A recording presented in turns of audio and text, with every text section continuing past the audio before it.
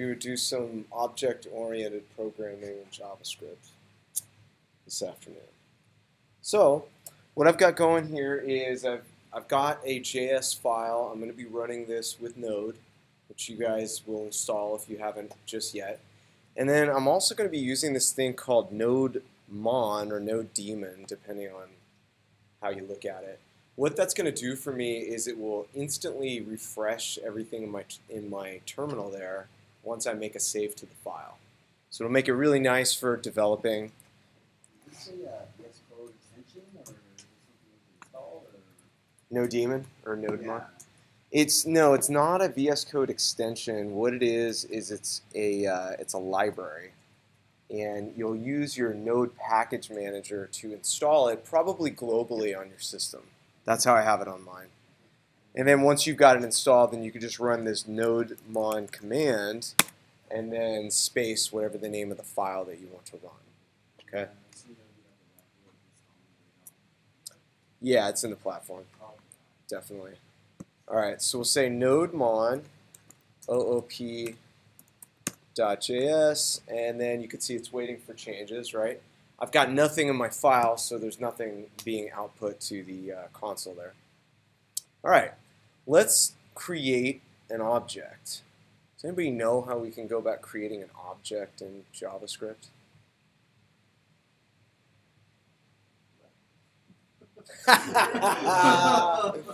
What? All right.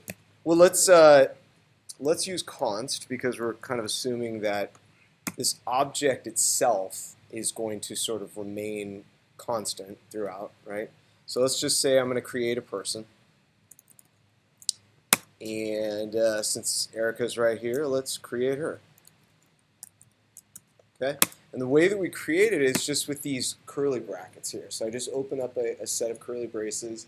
This will look very similar to what you guys did in Python.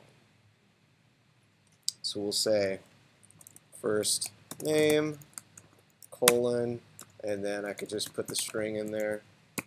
Right, last name. Okay, and then let's say we want her email to where's my at? h.com. Yeah, it probably isn't. Just to make our jobs easier. Okay, so now that we've got this object here, let's say I wanted to get a specific value out of it. So I want to get Erica's last name. How can I do that? Say that one more time.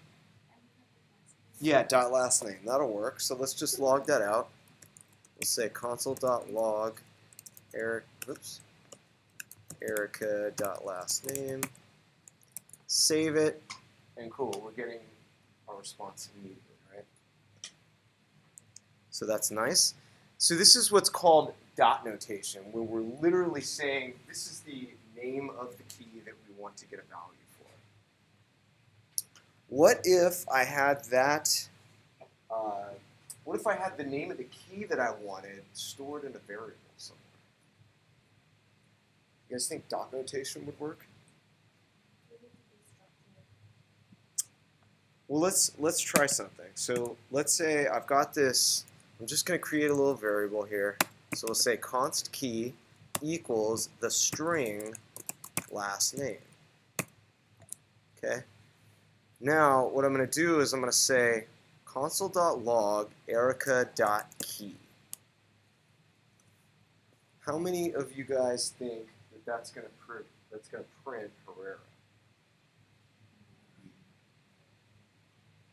3, 4, 5. Okay. How many of you think that it's going to print undefined? He's bold. You? 2 people? What does everyone else think? We don't know. Nobody knows. All right, all right. So here's what's going to happen. When we try to log this out, it's going to look inside this object that we've created, Erica, for the literal key called key. Is it going to find that in there? No, it's not there, right? So we should expect that this will print undefined. There we go, and it does, indeed. But there is probably a way that I can still get that value out of there because I've got this key inside of a variable, right? And the way that we can do it is also going to look pretty familiar to you. We'll use bracket notation. You guys remember that? So when we use bracket notation, what it's going to do is it's going to evaluate what is the actual value of this key variable, which is last name, and then we will try to get the last name key from within that object. So let's try that. There we go. And now it's working as expected, right? Kind of interesting. Yes, question. Does it mean if using brackets, we could also directly use the key within the object, like Yes. email and Yes, we can. So let's do that. Now, could I do it like this? I think so. Not quite. We don't have a variable called email, right? It's got to be a string. So yeah, just go like this and you'll be fine.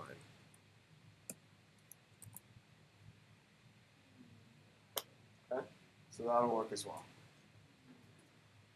All right, so this is what's called, we call these guys here object literals. They're just literal objects, that's it, right? And they're extremely easy to define. I can just create them on the fly as needed, and there's not really a whole lot of legwork to do there. Now I could also add a function inside here if I wanted as well. So let's say, or I don't know, get full name. Okay, and then I'll just set that equal to a function here. And what I want to return is I'm going to say return this dot first name plus a space plus this dot last name. Okay, now let's try calling this function down here. So I'll get rid of this and we'll just call Erica dot get full name. Okay, so now we're getting her full name, right? What is this referring to here? It's referring to the actual object, right? And we've kind of seen this in other languages as well. What did we use to reference the object in Python? Self. Same kind of concept, right? We're just referencing the object. Cool. All right. So that's one way that we can create objects. There's another way that we can create objects that I'm going to show you guys. So that's Erica. Let's come down here. I'll just comment that out. And let's create a function called human. Okay? Our human function is going to take in some arguments here. So let's say it's going to take in a first name, last name, and email. Okay. By the way, if I wanted to take in something else and sort of have a default value, I could also do that. So hair color by default is black, maybe. Okay. Now the way that we want to establish these properties on the object is we can say this dot first name equals first name. And this will look pretty familiar to you guys. Last name. This dot email equals email. This dot hair color equals hair color. Okay. So now it doesn't really look like this function is actually returning anything, right? I haven't used the return keyword at all, right? So let's see what happens. If I come down here and create a person using this function that we've just created, let's create, so I'll say const aya equals human. Okay, so I need to pass in your first name. You may have to spell your last for me. Is it Ibiyashi? Like that? Okay. All right, your email is a@i.com. Okay, and I'll just leave that because, well, Is your hair black? Yeah. Yeah, all right, fair enough. So I can just leave that, right? All right, now let's just console log her out.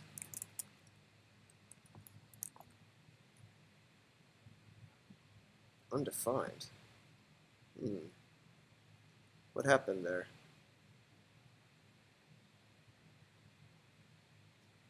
Did I spell it wrong or something? Here's what happened.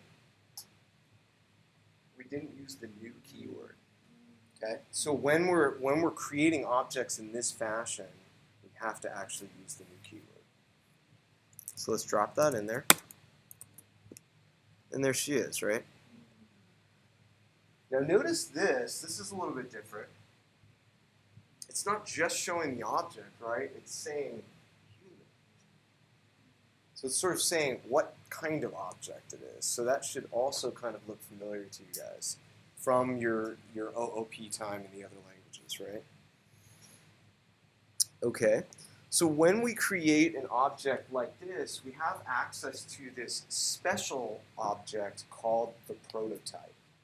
And what the prototype is going to allow us to do is it's going to allow us to establish some functions or methods that we can use with our objects. So let's say, actually first, let's just log out this thing called proto, because I want you guys to have a quick look at that. Okay. So notice how when we log out proto, we get this. It's just this empty looking object because we don't have anything that's really defined on the prototype yet. But we're going to add some stuff to it. So I'm going to say, taking this, so this human, I'm going to reference this prototype that we're talking about here, and I'm going to establish some new function on top of it. So we'll say full name. And I'm going to set that equal to a function like this. Okay? And what we're going to do inside this function is we'll just simply console log, because of the say inside there, right? It's like we're speaking something. This dot first name plus space plus this dot last name. Okay, and now we can actually invoke this. Let me bring her down here so that she has this as well. Oops. Okay, so now I can actually call this function, right? I can say Aya dot say full name. Okay, and that's doing what we expect there. Other thing is, couldn't I also just define that directly inside this constructor function that I have? Right? Because here I'm just saying these different properties have these values. Could I also just put something inside here, the say full name? I could say this dot say full name equals a function. Right? But let's have this one do something a little bit different so that we can kind of differentiate. So we'll say console.log, this is inside the object constructor. Okay. And notice here how we have these two different definitions of the function. So we defined it one way here where we're going to say this, and then I defined it another way on the prototype, which says something completely different. Okay? Now I'm going to have you guys guess which one of these things you think is going to run. And I don't really expect anybody to know. I'm just curious what people think. So when we run that function, like we did already, what do you guys expect to log out? Her full name or from inside the object constructor? Hands for full name. Full name is this one right here. On line 28, I'm actually printing out her full name, right? That's like a pseudo class. Now up here inside the constructor, I've defined it a completely different way, right? I'm saying this is inside the object constructor. So hands, who thinks that this is going to run on line 20? Okay, good amount of you. Cool. Who thinks that this is going to run down here on line 28? Two brave souls. Nobody knows. Yeah, so this is just a process of discovery, all right? So the way that this works is that when we try to call a function on an object, JavaScript is going to check and see if that function exists on the object itself. Does it in this case? It does. So it's just going to go ahead and run this function right here, as is. Now, if this function were not there, what it's going to do is it's going to go up this thing called the prototype chain and see, was this function defined at some higher level? So if it was, then it will call that instead because it's available. All right? So let me just save this, and we'll see here. Now this is what's happening, right? Because we defined it inside the object. So what do you mean they both are?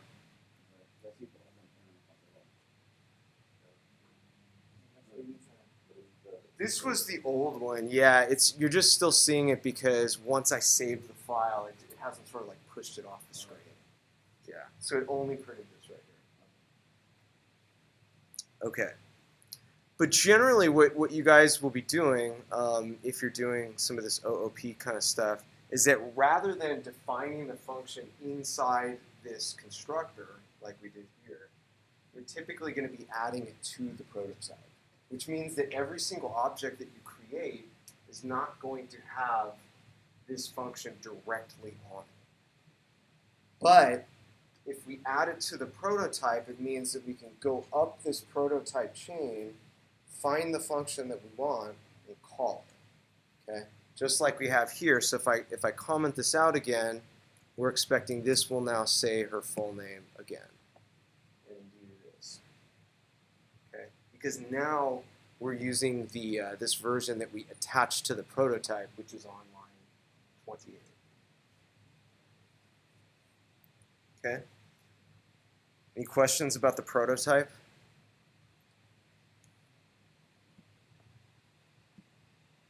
Nobody? All right, so let's do this. Let's just console.log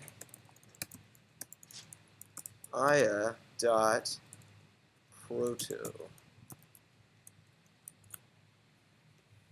Okay, and we can see if we're looking at this proto here, it's got that function available to us, right?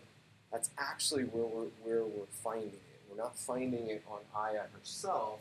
We're finding it on Aya's prototype, which again is this special object that we can attach things to as needed. Okay. So it's kind of if you think about it, if we're creating a lot of objects, like let's say we're creating thousands of objects, do we want to have every single one of those objects have all these different functions that we want them to have? No, wouldn't it be nice if we can just attach all these functions to this special prototype object and then just have those objects still have access to them, but they don't all have to have individual copies of those functions, right? There's just sort of like one copy of each function that we need, and then we can go use it as needed. All right.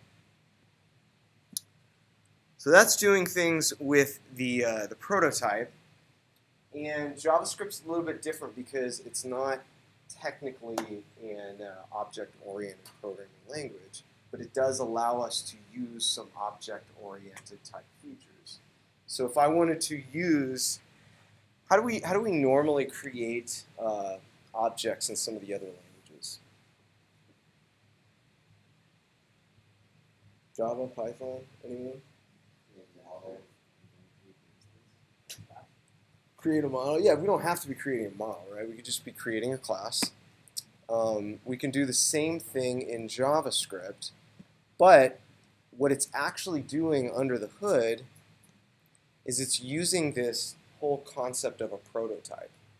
Okay, but they've given us this class keyword that we can use just for convenience sake for people who are coming from a more object-oriented programming language. So let's create a class. Let's just create like a square class or something like that.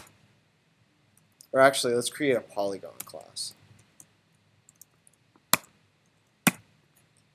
Okay, and inside the polygon class, what I want to do is I want to create some sort of a initializing function. You know, like how you guys have seen in the other languages. So we want to have some code that runs whenever I create a new polygon. So let's create that function. So we'll say a constructor. And inside this constructor function, I'm going to take in a height and a width. Okay? So what do you guys think I want to do inside my constructor body? This should look really similar to Python. This dot height equals height. This dot width. Okay? So that's pretty straightforward. What if I wanted to create a function or a method here just to get the area of that polygon here? So let's just say get area.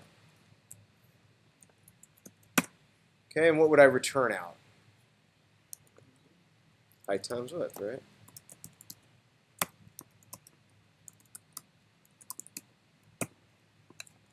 Okay. However, are all polygons going to have an area that's calculated in this way? No, right? Rectangles would, squares as well. So let's just create a polygon here. So I'll say a const my poly equals new polygon. And then we'll pass it 5 and 10. And then let's just console log, not console error, my poly dot get area. And let's call that function, right?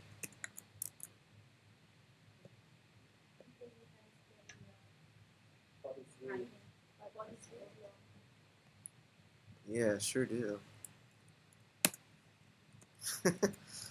I should have seen that too, because undefined. Yeah, sure didn't return anything. Brain's on vacation. All right, there we go. That's working. Cool. So now what we can do, just like we've been doing in the other languages, is we can build off of this, right? This could sort of be a base class for us to extend from. So let's come down here and let's create another class, triangle. Now I can say it extends polygon. All right. So let's say we have a constructor function again, and it's going to take in the same stuff in this case, width. Okay. What did we typically have to do in the other languages when we were extending some other class? Inside the constructor function, there was usually some, Baxter. I actually don't recall. Right, so the syntax was a little bit different. So when we were doing it in Python, we would actually just pass in that other class. It would almost look like it was an argument to a function, right? Oh, Yeah. So that would mean that we were extending it. But what did we generally need to do inside that initializing function to kick things off? Right? We would need to actually run the constructor function of the parent class and pass it along whatever values we needed to give it. So we could say something like super, and then I could pass in height and width, right? Okay, so what this is going to do for me is it's going to go ahead and invoke the constructor function of the parent class. All right. Now let's say we wanted to have our own getArea function because we know that triangle is going to have a different way of getting the area, right? So let's create that. We'll say getArea. Okay, and let's make sure to return. Okay, we want to return this dot height. Keep spelling it like that. I don't know why I do that. This times width. Okay, and then we're going to multiply that by 0.5, right? Okay, so let's come down here and create a triangle. My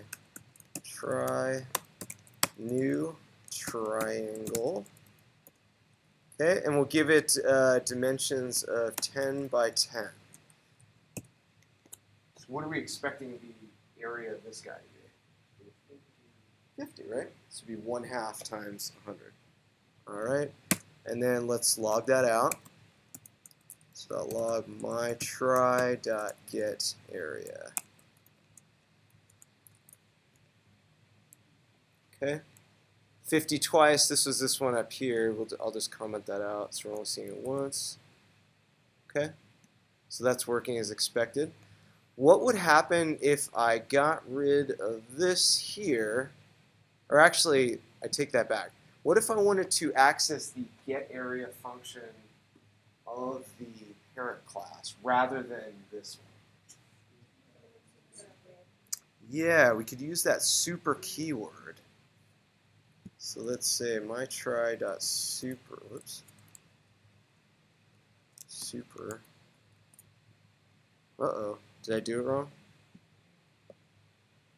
Do I need to actually invoke super? Oh, wow. Never mind. What? Does anybody remember how to do this? How to get the actual,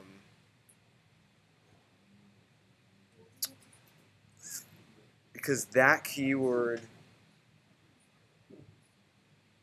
we can only use that keyword inside the class itself, right? Yeah, so I can't use the super keyword here, but I could use it up in here. Let's see here. Yeah, so what if I did, oops.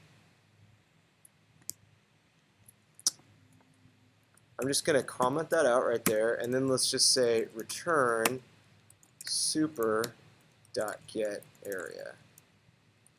Right? Like that. I guess I still didn't change this here. Oops. Okay. So now we're getting what we expect. It's actually pulling 100 because we're calling the parents method, not the one that we have defined here. So is the super keyword, is that specifically called the parent, or what does that do? Yeah, so what the super keyword is doing here is it's actually calling the parent class's version of this function, right?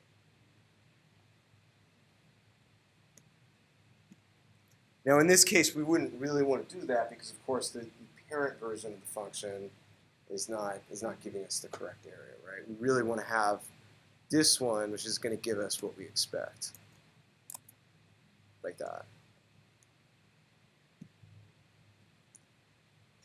Okay, so that's mainly what you guys are going to need to know about OOP is, how to create an object, how to create a class where you can create sort of a bunch of different objects of the same type, right? What's the difference between a class and an object, by the way? Anybody remember that?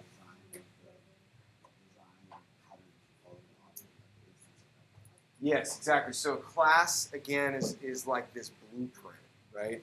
And then an object is just going to be one specific type of that blueprint. Okay.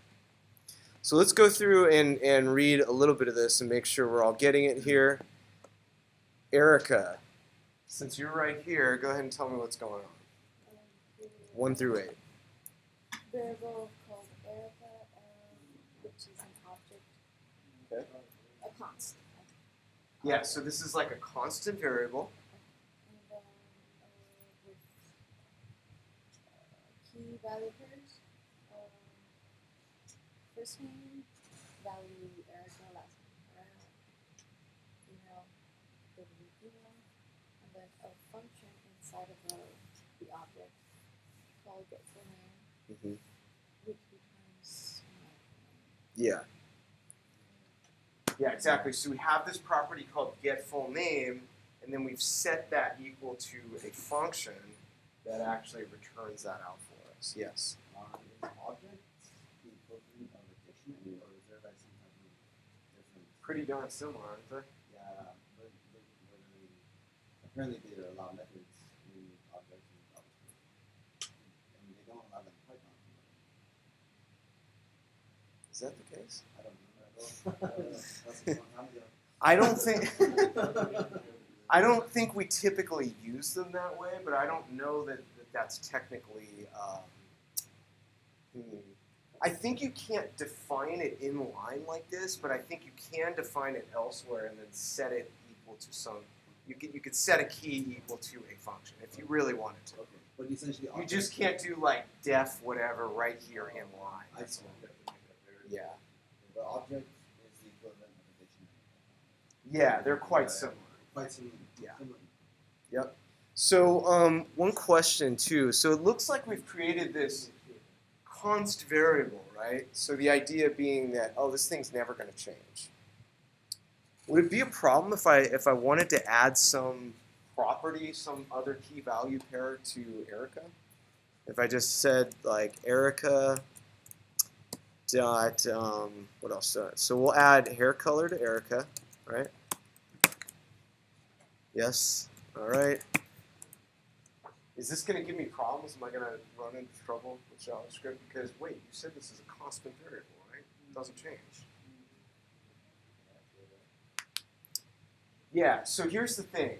If we set a constant variable, but it happens to be an object, it's acceptable if I change some key value pair inside that. That's not going to be a problem. Okay? So again, if I go back here and save this, we're not going to run into any type of an error. In contrast, though, what if I went like this? Const my number equals 5, and then right after that I said my number equals 6. Uh-oh. So what's happened here is we're not actually allowed to reassign a constant variable to some other value. However, if it's an object, as you guys can see, we can change specific key value pairs if we want to. In this example, Change you or added add. a key value pair. I added one, yeah. Change or add. Change or add. Changing existing or I could even delete a key value pair if I wanted to. Yeah. So what is the point of using a const when creating a class? Well, this again is not creating a class. We're just creating an object. Or creating All we're saying when we use the const keyword is basically like this thing is not going to change in the sense that it will always occupy some space in memory. We can never reassign it to some other value. It's always going to be this object. It's Now I always can object. change bits and pieces about it, but I can't reassign it to some other value. The concept of a type. Yeah. In this case. So I'll always be Eric. Yeah. Yeah. So Erica will always reference a specific object in memory here. We can't sort of reassign it to to a string or to an array, whatever. Yeah. It has to be this object, right? All right, cool. So let me comment this out here, and let's keep going. Let me close the terminal. All right, line, let's go 19 to 28. Hutin.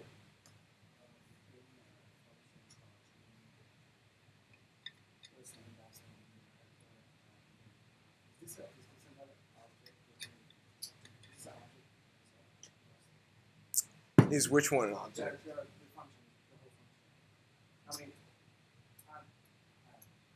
It's you can think of it as like an object constructor. It's a function that will create an object for us, right? So in that sense, it's very similar to like a like a class, a blueprint, right? Yeah.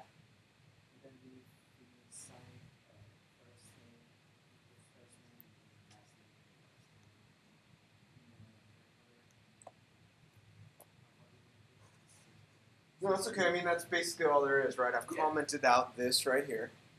Cool. We didn't actually need to return anything, right? But it actually is going to give us a reference to the object, as we've seen. We just have to use, what was that keyword that I forgot? New, right? We got to use the new keyword to say we're creating a new instance of this object. All right, down here, line 33, Lawrence, what's happening? So we went from prototype plus a function of save name and I will umbrella plus new class function. Yeah, so what I'm doing is I'm attaching a property to this special prototype object called saveFullName, and I'm assigning that a value of this function right here, which will do it for me. Yes, Baxter. So like you're saying, prototype allows specific properties. So you have to say prototype first and then whatever your property is. Mm-hmm.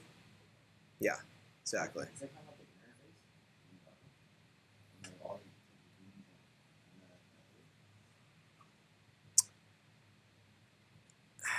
and I wouldn't really call it an interface because with an interface you can't create that directly, right? You have to have something that implements that interface. Yeah, so this is a little different because we will be able to call that function, right? Okay. Multiple prototypes? How do you mean?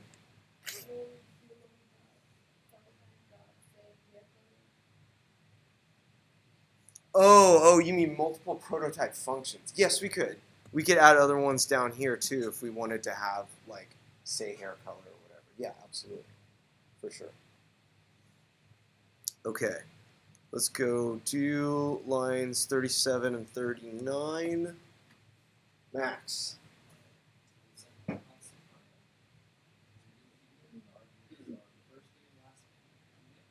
Okay, good. This is kind of where I get thrown off the code on like the console log. Yeah. So yeah, what this does is this just logs out what that prototype object looked like. Remember, it showed that it had that function in there that we created? Yeah. So that's how you can look at it if you wanted to see, like, hey, what's inside the prototype? I just want to take a glance at it. This is how we add something to that prototype. Okay? Using that dot notation. All right, let's come down here, line 41. Geo. Yes.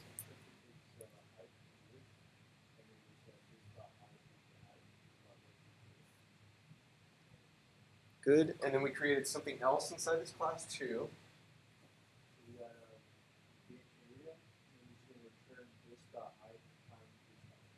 Okay, good. What do we usually call these guys?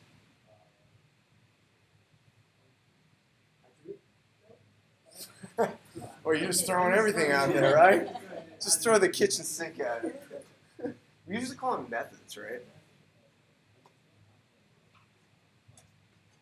All right, very good. Let's go down to our triangle, Albert. Creating a subclass triangle, which means a subclass where Extends. This will be the last polygon. I'm creating a specific constructor, but it's going to take the same arguments as the super. And the get area is a method that returns the area by the instances hiding object that I have. Mm-hmm. Yeah. That is the formula, right? Now you're making me question I think it. so. I guess. All right. Yeah, that's how it works. Okay, cool. Now we just have our lines 66 and 67. We're almost done. Francis. Hey, I gave you the easiest ones. You should be pumped. It's like, yeah, thank you. Well, we're basically just in this constant variable by try. Yeah. Which is a new triangle that takes in 10 and Okay, these are our height and width, right? The height and width, and then we just constant dot dot. Yeah. In console log what did you say? Oh, That? yeah, just the my tribe, and then we'll get the dot get area. Okay. There we go. Yeah, we're calling the method right there, and then whatever that result was, that's what we're going to console log, right? Okay, cool. All right, let's have thumbs on this.